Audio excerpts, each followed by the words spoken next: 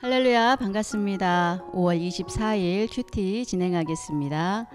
잠언 13장 8절에서 10절 말씀, 제목은 의인의 빛, 악인의 등불입니다. 의인의 빛은 밝게 빛나지만 악인의 등불은 꺼져버린다. 교만에서는 다툼만 일어날 뿐이다. 지혜 있는 사람은 충고를 받아들인다. 쉽게 얻은 재산은 줄어드나 손수 모은 재산은 늘어난다. 소망이 이루어지지 않으면 마음이 병들지만 소원이 이루어지면 생명나무를 얻는다. 말씀을 멸시하는 사람은 스스로 망하지만 계명을 두려워하는 사람은 상을 받는다. 네, 아멘. 여러분은 빛이 없는 세계를 상상해 본 적이 있으십니까? 우리는 막막할 때 앞이 보이지 않는다 또는 눈앞이 캄캄하다 이렇게 말을 하곤 하는데요. 이렇게 우리가 가는 길에 빛이 없다면, 그래서 아무것도 안 보인다면 얼마나 무섭고 또 두려울까요?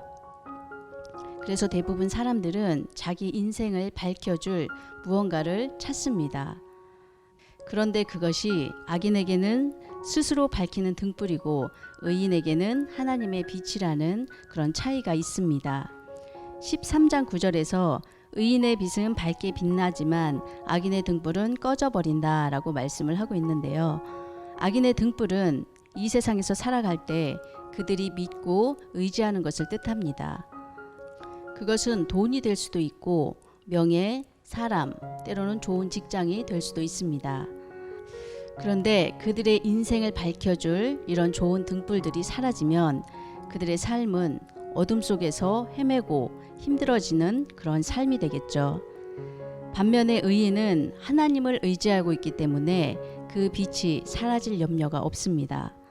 그리고 하나님께 더 많이 의지하는 삶을 살수록 그 빛은 더욱더 밝게 빛나게 되는 것입니다.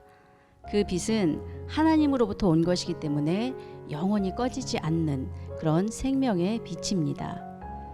하나님을 믿는 사람에게는 모두 하나님의 생명의 빛이 있습니다.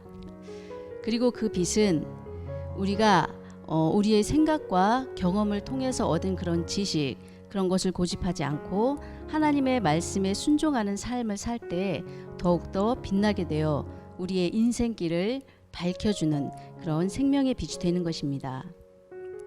13절 말씀 보겠습니다. 말씀을 멸시하는 사람은 스스로 망하지만 계명을 두려워하는 사람은 상을 받는다. 말씀을 멸시한다는 것은 하나님을 멸시하는 것입니다. 하나님을 멸시하는 자의 삶은 스스로 어둠 속으로 향해 들어가는 것과 같습니다. 시편 119편 105절에서는 주의 말씀은 내 발의 등이요 내 길의 빛입니다 라고 말씀하고 있습니다. 우리는 인생길을 살아감에 있어서 우리 스스로 켜서 밝히는 그런 등불이 아닌 하나님이 비춰주시는 빛을 따라가야 합니다. 그 빛은 하나님의 말씀입니다. 하나님의 자녀인 우리는 말씀에 순종하는 삶을 살아갈 때 가장 평안하고 또 가장 멋진 그런 삶을 살게 되는 것입니다. 오늘 하루도 말씀을 읽고 또 말씀을 마음에 새기고 지켜 행함으로 하나님의 빛 안에서 살아가는 그런 삶이 되시기를 축복합니다.